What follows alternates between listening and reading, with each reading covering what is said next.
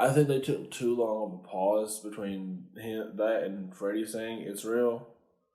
He probably should have said it a little sooner because it was like it's not real. It's real. On the couch like damn, what a slam! Then it's back to you, grouches. My crew just might roll on you like TP. Hey guys, welcome back to the channel, Lost Legend TV. We are Rated MC, and of course, I'm Ray. And I'm James. We're doing the Nightmare on Elm Street reboot, 2010. Yeah, just like we did with the Friday the 13th one. Yep, we're focused on reboots, and we're back to horror. Just got done with the M album, and it made me never want to edit again. Yeah, no, it took forever. But anyway, we're gonna jump into it. All right.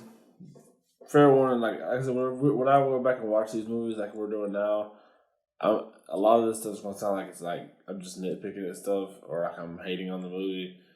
It's just like what popped in my brain at the time. So basically, it starts off immediately in a dream sequence. Immediately in a dream. Which I really enjoyed the opening act of this movie. Mm-hmm. Like I like how visually it was good. You know, It was kind of predictable. Yeah, a little bit. Like the whole movie's kind of predictable, but visually, Michael Bay did a very good job. You know, it was very like when he did Friday. You had the dark blue contrast. Here you had the red and the warm, really contrast green. You know. Yeah. Visually, it's very pleasing, and the movie's not all bad. Overall, going back and watching it now, I really enjoyed it a lot more than I did before. But I still wouldn't say it's a great movie. Yeah, like I said, I had moments I really liked about it. I did like I just saw one thing. This one that I saw was like how Dean was trying to explain his dreams, how they were real, and before like he did like the whole like he had like the night, and there had to have been other people in that diner besides just those few people to have seen that shit, because unless Springwood has like 50 people in it, bro. Because I would have lost my shit if I'd have saw a man holding a knife to his throat, just screaming, "You're not real, and then slicing his own throat. I would have lost my shit. I mean, at least try to stop the man. True, you know, something. Hell. I thought it was hilarious that Jesse was jealous even at the funeral. Like, bro, I get like being jealous, whatever, but the man literally just died. Like, at least get through the funeral and then go back and do what you feel. I don't know. I can't hold no grudge against somebody who just died.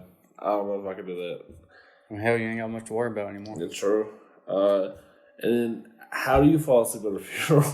Bro, I mean, like how that's she extreme, do that shit? You know? Like how she do that shit? Like Chris was her name, and she fell asleep at the funeral. Like, and she saw herself, as a little girl. And then she started trying to do some investigating shit, and of course, her mom was quick to change that fucking subject, bro. Quick to change that subject. Like, it's like, why don't you just go ahead and go to bed? Sure, no problem. I did like that they recreated the... Fuck me, I guess. Yeah. I did like how they recreated the Freddy Krueger going through the wall thing. It's surprising they immediately did it from the jump. Yeah, I didn't think they were going to do it like that. There was another part, because like when they were back at school, like the next day or whatever, before Chris had the other dream at school, Quentin was sitting there trying to talk to Nancy. And his dad is the principal or whatever, and he was just like rushing Quentin off. I'm like, bro, you see everybody else is in this hallway. Like, Quentin's dad, is he not the one who voices Mr. Krabs? Yeah. Because I'm pretty sure it is. I'm pretty sure it is too. Looking back at this movie now, I'm not a big fan of Freddy's voice. Like, his laugh was good. There were some times when he talked, it was fine. But there was a lot of instances where I heard him talk, and I was like, this doesn't sound right to me. I don't know if you had the same thing. With Jackie Earl or Freddy, I have a really big love-hate relationship with it. Yeah. Like, some parts are very good.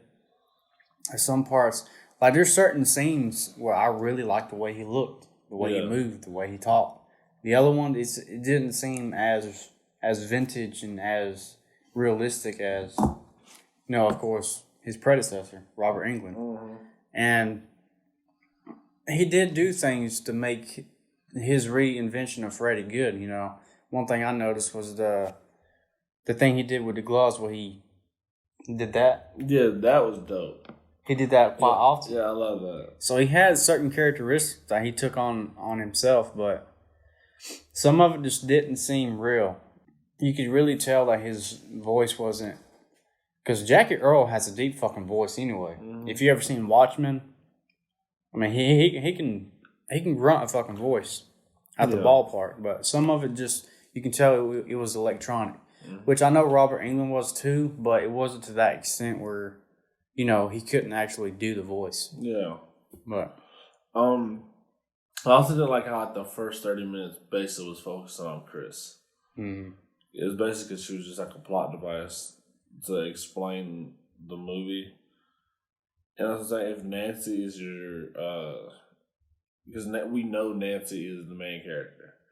If you've seen the other Nightmare on Elm Street movies, you know Nancy's the main character. Why not just focus on her like we're used to? Like, it literally, like, I watched it for the first 30 minutes.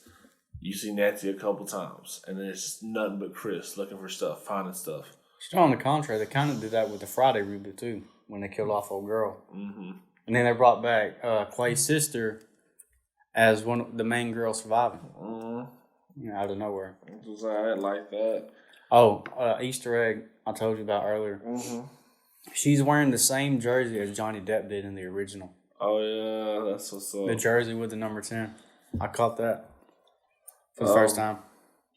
I liked how she was telling the old dude, she was telling Jesse they were having the same dream. Like, she told him the dream that he said they were having the same dream.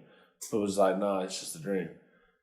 That's very rare. Like, if I came to you and I was telling you about this dream, and you finished my sentence because you knew that you were having the exact same dream, all right, something's wrong. That should not happen. You know what I mean? We get the holy water. All right.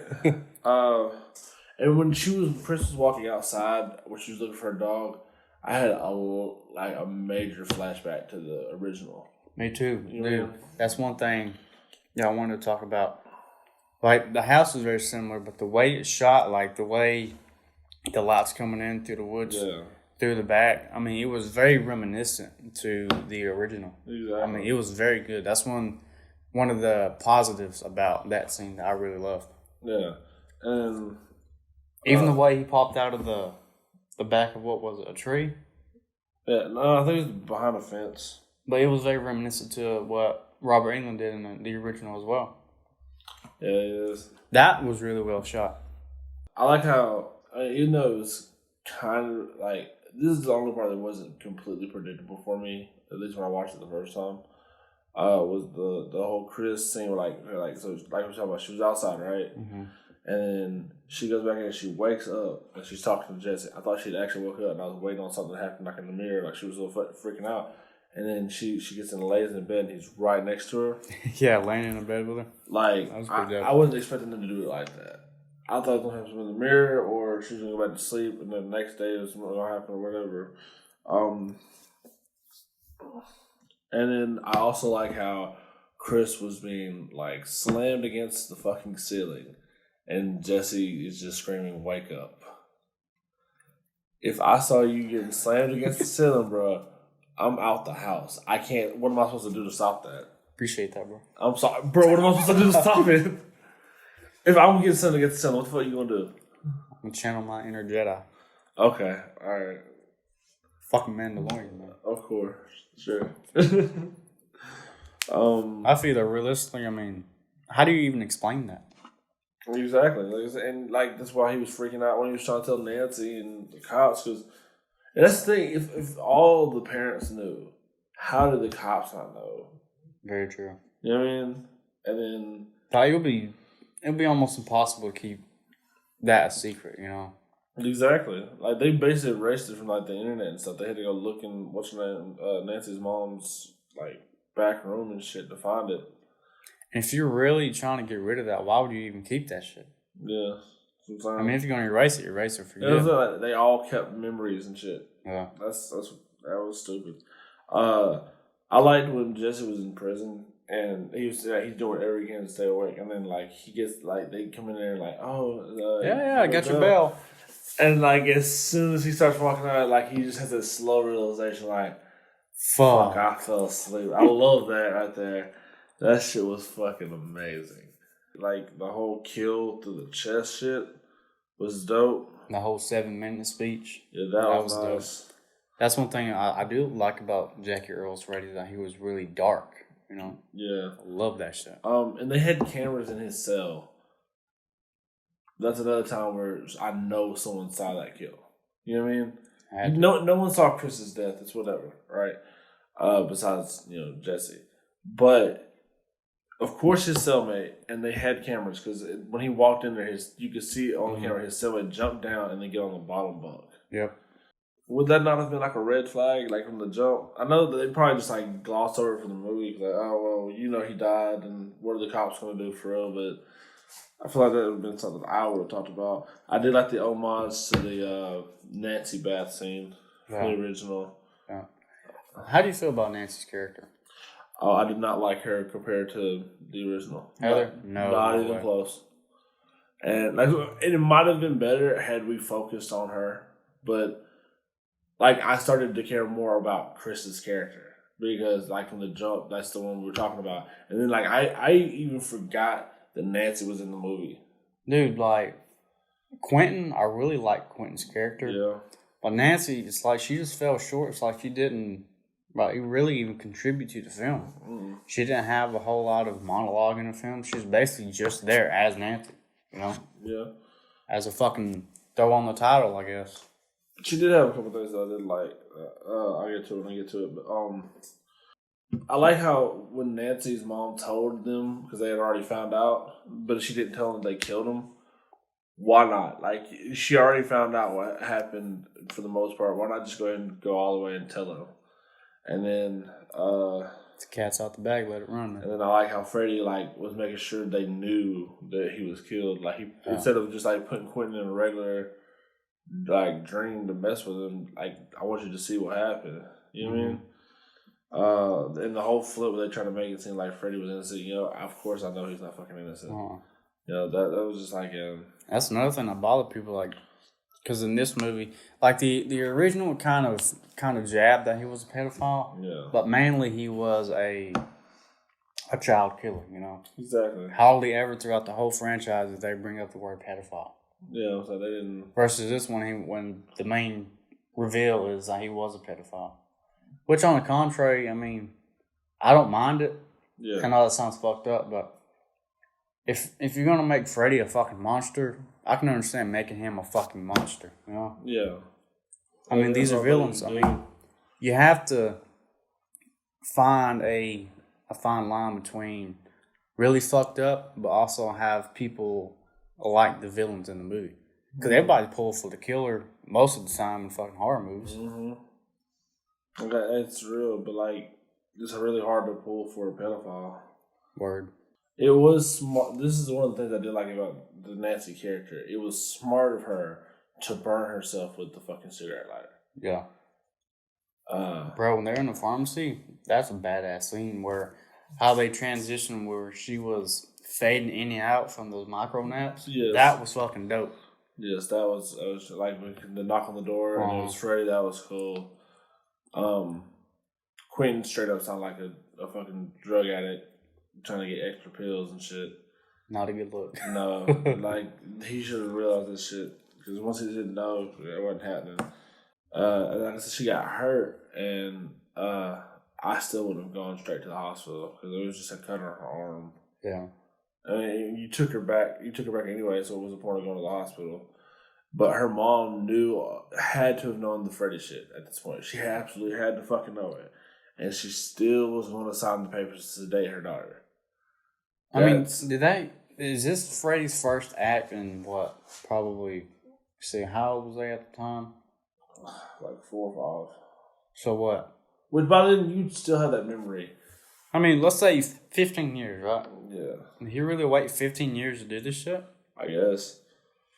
But even in that sense, like I said, you knew of the guy and you know what they're talking about if they're constantly talking about this shit and she's hurt and it's claw marks like when they were a kid. You know what it is. Why sign the paper just to date them, especially if they're having problems? The signature's there. You know what I mean? I mean, it's like if your child... I mean, realistically, I know it's fucking far-fetched, but if most of your fucking friends are dead now, that should raise some kind of fucking red flag, bro. Yeah, and then I like how even the adrenaline wasn't working. But that's one thing that makes sense because it didn't work for Quentin, but it worked. I guess it worked in that short little spark for Nancy. Yeah. But also didn't like how there was only 3 on-screen kills. And then everybody else was that picture, like, died off-screen. Like, they just like, oh, they died in a crash, died in their sleep. Oh, and Chewie from Friday the 13th Reboot was also in this movie. Yeah, he is. I don't remember the character's name, but Nancy. John, something like that. Yeah.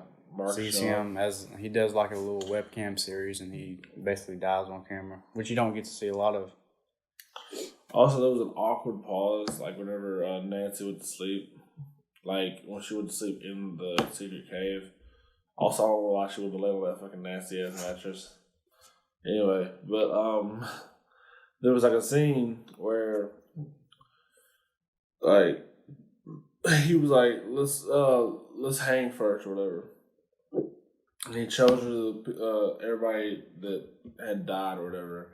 And she's like, it's not real. I think they took too long of a pause between that and Freddy saying it's real.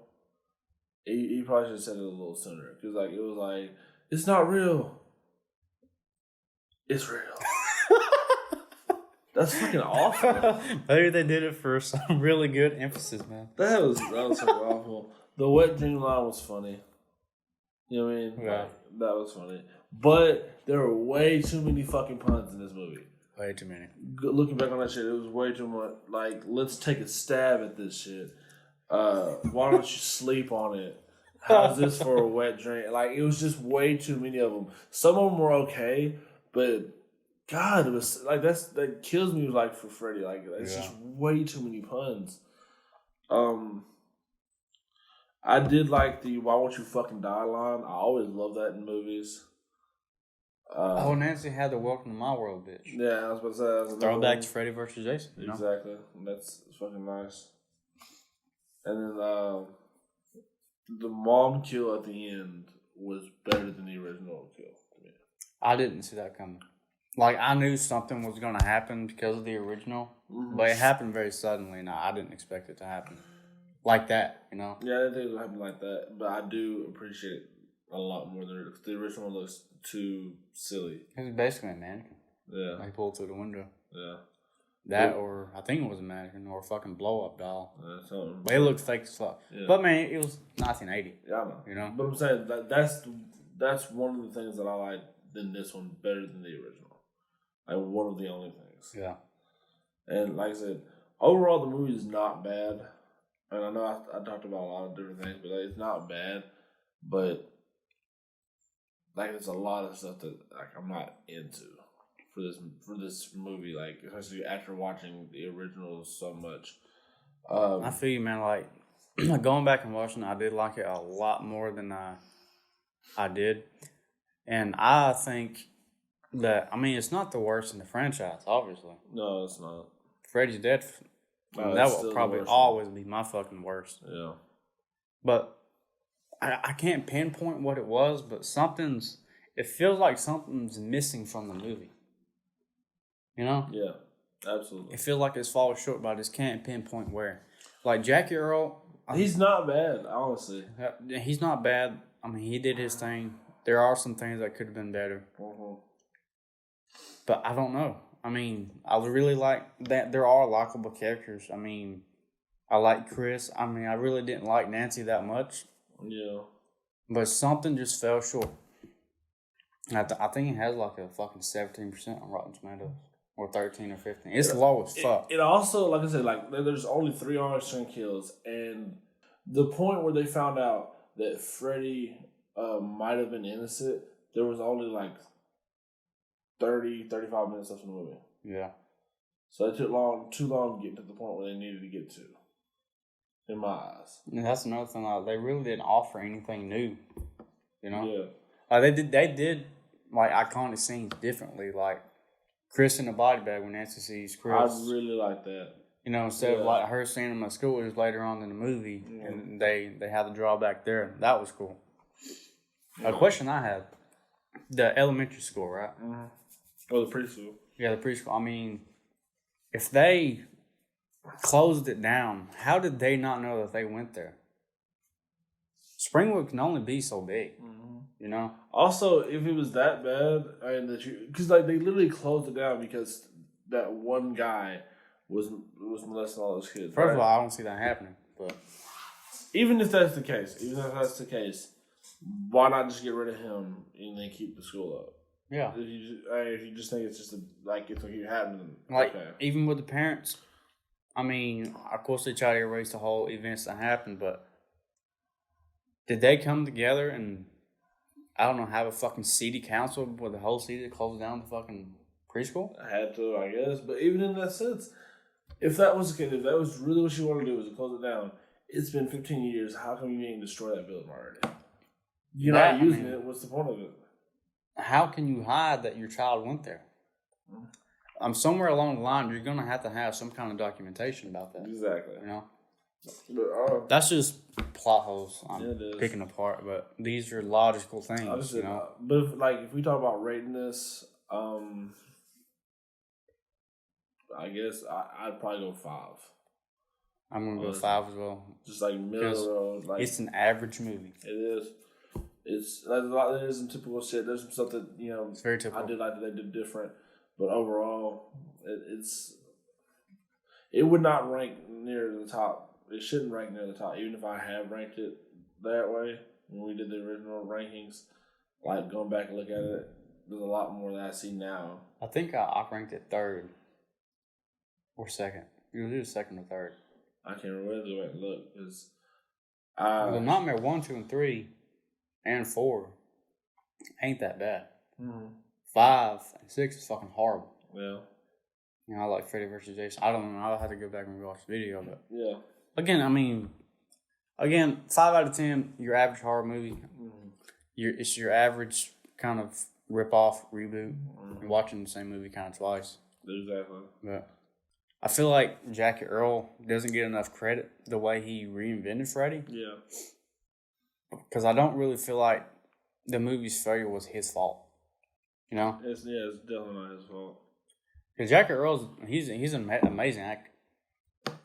But I don't know. The movie fell short, and unfortunately, I think at the box office it did pretty good. Everybody just hates the movie. I don't hate the movie. I just think it's an average movie. There's a lot more movies that I dislike than this. You know what I mean? Oh, definitely. Way dislike than this. But this would be fine. This is not bad. This is not bad. Just so average for me. That's it for us guys on this one. We got a few more of the reboots we're going to do. If there's anything y'all want us to look at, review, reaction, whatever, drop in the comments. Still waiting on anybody if you want to. If you have original music. Original movies, short films. Yeah. Email us, comment. Yeah. Anything. If you like the videos, we just reached over 100 subs. If you would like, subscribe and help us out. Yeah. Keeps us going. Mm-hmm. But until next time, guys. Deuces. Adios.